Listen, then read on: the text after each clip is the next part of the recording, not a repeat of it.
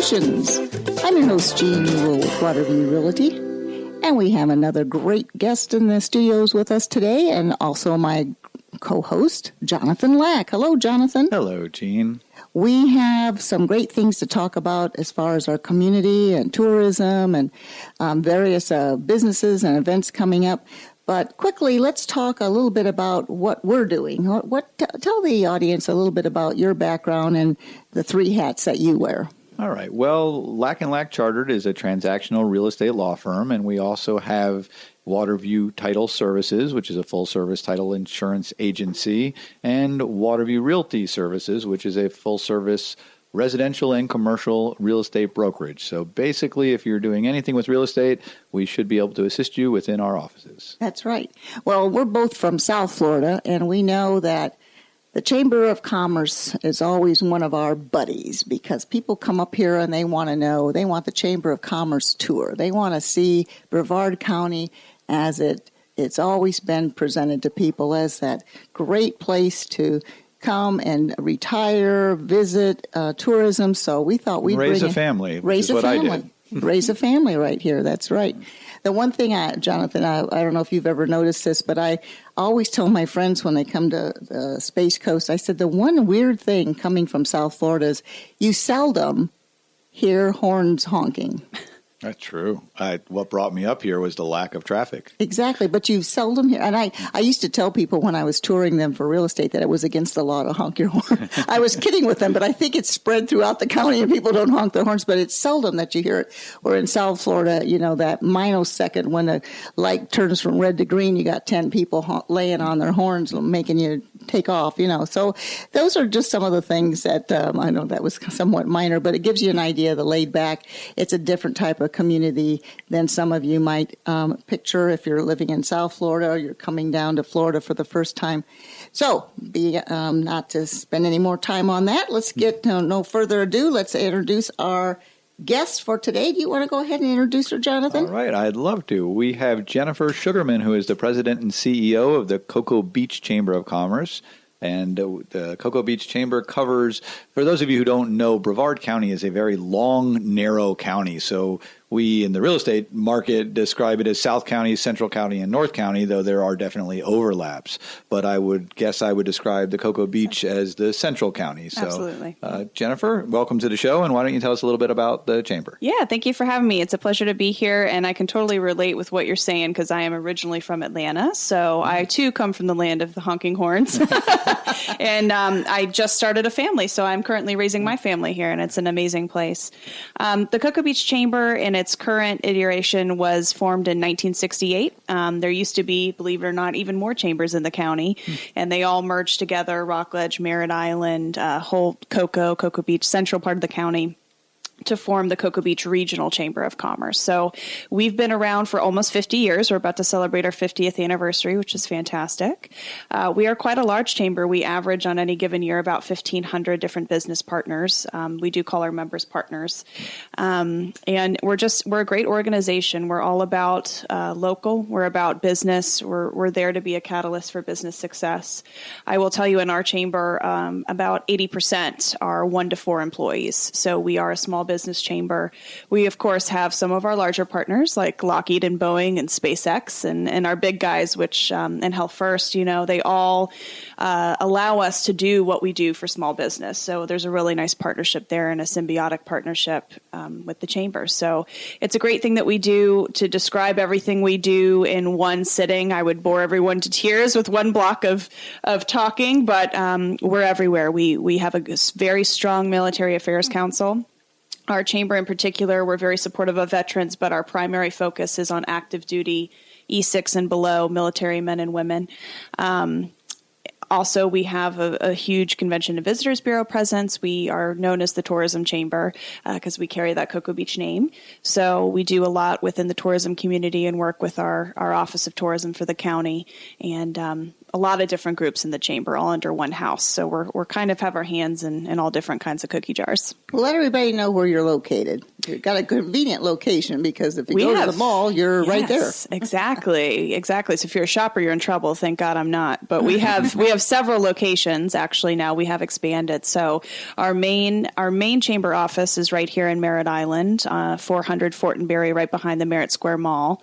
It's the nice yellow building that you see when you drive past. And then we also have a location in Vieira. So we have a 5,000 square foot facility in the Avenue Vieira that we use as a venue. So we rent it out to different community members and partners. And then the front part of that office is our actual chamber office. So that's Monday through Friday, 10 to 4. And then we also have our Convention and Visitors Bureau, which we just moved from Cape Canaveral into the downtown city of Cocoa Beach, kind of diagonally across from where Ron John Surf Shop is. So definitely capturing a lot of the tourists there. And the Convention and Visitors Bureau has a satellite kiosk, if you will, in Exploration Tower in Port Canaveral, which is that nice sail-shaped building and attraction there in the port. So we kind of have 4 different locations total, and we spread quite a wide range of Central Brevard. You must cover about, I would just estimate, at least 45 miles from Clonita to the port. Yes. And like I explained, there's 4 chambers in our county. We all do amazing things. And I like to say, if you've seen one chamber, you've seen one chamber, because we're all chambers of commerce. And at the end of the day, we all want what's best for the county, and we work together really well. But we all do something a little different. Melbourne's great. They've got Northrop Grumman and all the jobs coming in and the big business there, manufacturing, high tech. Our chamber is a little more tourism, hospitality focused. So we see hoteliers, restaurateurs, different people like that that are in the hospitality industry. And of course, space and military is huge for our chamber. You've got Titusville, who does great things with nature and space. Palm Bay, of course, is down there, and Nancy's doing great things. So we have got a really comprehensive county. We kind of include everybody. And as you alluded to, Jonathan, we're Long County, so there's quite a lot going on at all times. 72 miles of coastline and a little bit of everything. That's right. And we have partners all over the county, all 72 miles. It just depends on, I always say when I'm meeting with businesses or when my team is meeting with businesses, it's not about territories or lines. It's about what do you want to get out of the chamber. And we don't care who you're with. We just want you a part of a chamber because they're great organizations. We do great things. What are some of the events that the public could come to, or if you're not a member, you might want to check it out? Don't you have Wednesdays? I think we do somewhere to the tune of 125 events a year. So if we're not having an event during a certain day, we're planning for the next one. Case in point, we just had our Wednesday Friends Day last night, which is a silly name, but serious business. We were out at the Comfort Inn and Suites, and that's one of the largest networking events that we have in the county, let alone for our chamber. It's usually anywhere between 150 to, I think we've had 450 was where we maxed out once when we were at Exploration Tower. And it's all businesses that are either partners or they're guests of a partner, or they want to become a partner, and they come to check us out and network and pass business cards and break some bread. And it's really a great way to form some partnerships for your business. So Wednesday Friends Day is great. We have our banner events every year, like our annual gala is always a big to-do. We install our new board, and it's always at a really nice location with a great theme. And it's a little more focused towards the businesses and our board members and things like that. We've got our Chowder Cook-Off, which is in its 36th year. I should know that, but it's been over 3 decades. That's usually for the past, I think, 21 years. It's been out at Port Canaveral at a cruise terminal. So this coming year, it's going to be February 2nd, which is a Friday at Cruise Terminal 1.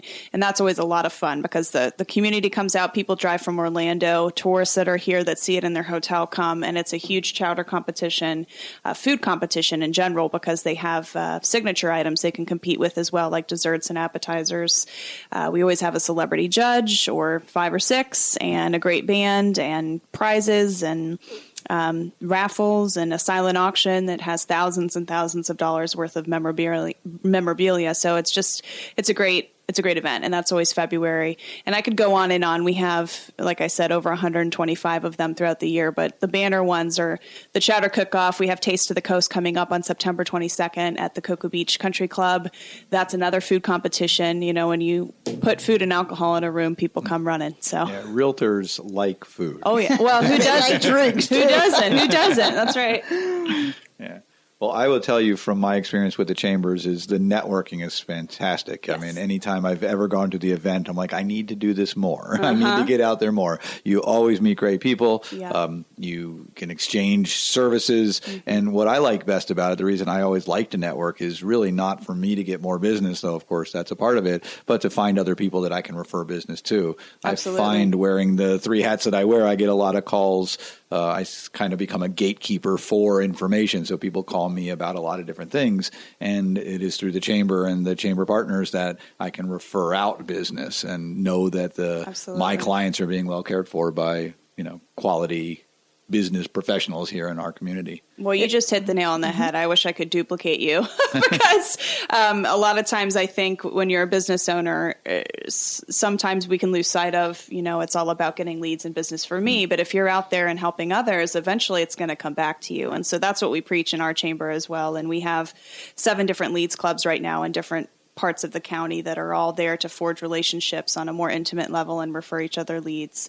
So that's one way we do that. But certainly at the bigger networking events, we hear a lot, I just don't have time to get out of my business. I can't do it. Even my own husband, he's a one-man show with a small business. And so we've really tried to think outside the box in our chamber of, okay, if you can't come to a Wednesday Friends Day or an event, how do we bring the chamber to you? So one of the new solutions, one of the things that we're doing is an online business card exchange. So one of the things that I love about the chamber is that it does sort of force you to get out and to do a face-to-face, because I think in an age of digital, some of that's getting lost. Some of the skills to network in person is getting lost. And we do teach a class on that at the chamber.